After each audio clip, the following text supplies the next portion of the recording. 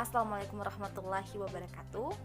Perkenalkan, nama saya Sisi Budiarti, NPM 1834030037. Baiklah, di sini saya akan menjelaskan mengenai materi bab 9 tentang metode pengumpulan data kuesioner.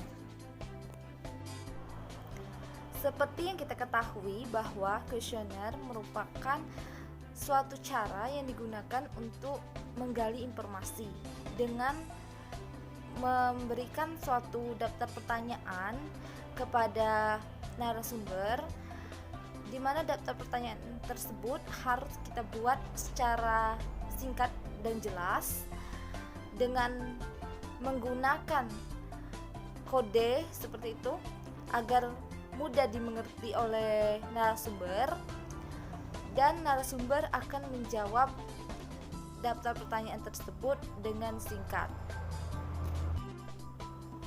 Kuesioner terbagi menjadi dua berdasarkan jenisnya. Yang pertama, kuesioner secara langsung. Yang kedua, kuesioner melalui surat dan elektronik. Nah, dalam hal ini kita harus mematuhi pedoman dari desain kuesioner itu sendiri. Bagaimana kuesioner itu dibuat nantinya, dengan terlebih dahulu kita harus membuat rancangan apa saja yang ingin ditanyakan, kemudian tinjauannya seperti apa, dan harapan yang kita harapkan juga bagaimana. Nah, itu harus bisa kita rencanakan dengan sebaik mungkin. Nah, dalam hal ini juga kita harus menentukan dengan matang metode pengumpulan datanya seperti apa dan meninjaunya kembali. Setelah itu nantinya tentunya akan menghindarkan kita dari hambatan-hambatan atau rintangan yang akan terjadi pada saat di lapangan atau pada saat penelitian tersebut.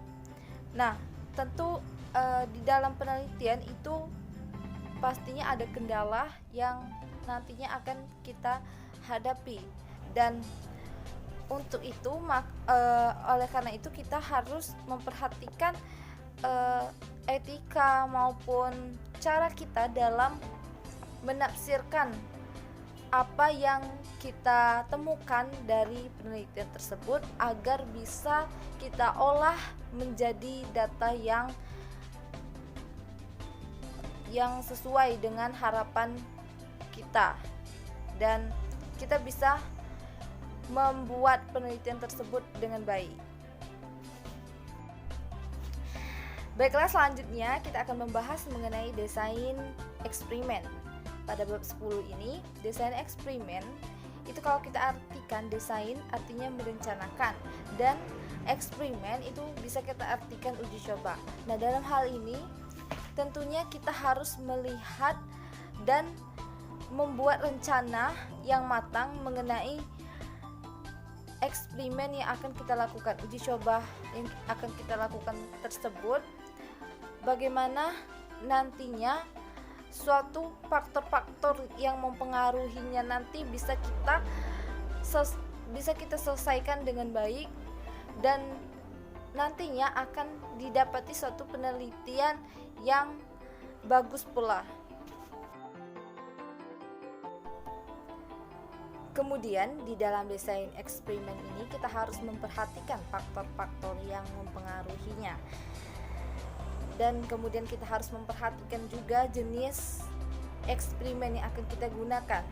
Selain itu juga di dalam eksperimen ini juga kita tidak boleh memaksa orang untuk menjadi narasumber atau uji coba kita. Kita tidak bisa memaksakan kehendak kita. Nah, jadi kita harus berbicara dengan baik, menyatakan kehendak kita, dan jika orang tersebut mau, nah baru kita bisa melakukan uji coba tersebut.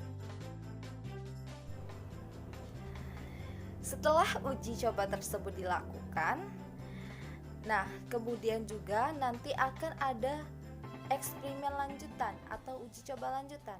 Nah, dalam hal ini juga kita harus mempersiapkan segala sesuatu yang dibutuhkan. Nah, kemudian juga tentunya dengan memperhatikan etika, kemudian memperhatikan materi yang nantinya ada dalam uji coba tersebut. Nah, dalam hal ini kita harus mempersiapkan beberapa langkah-langkah yang nantinya harus dilakukan pada uji coba lanjutan tersebut. Baiklah, demikianlah yang dapat saya sampaikan. Semoga dapat bermanfaat. Wassalamualaikum warahmatullahi wabarakatuh.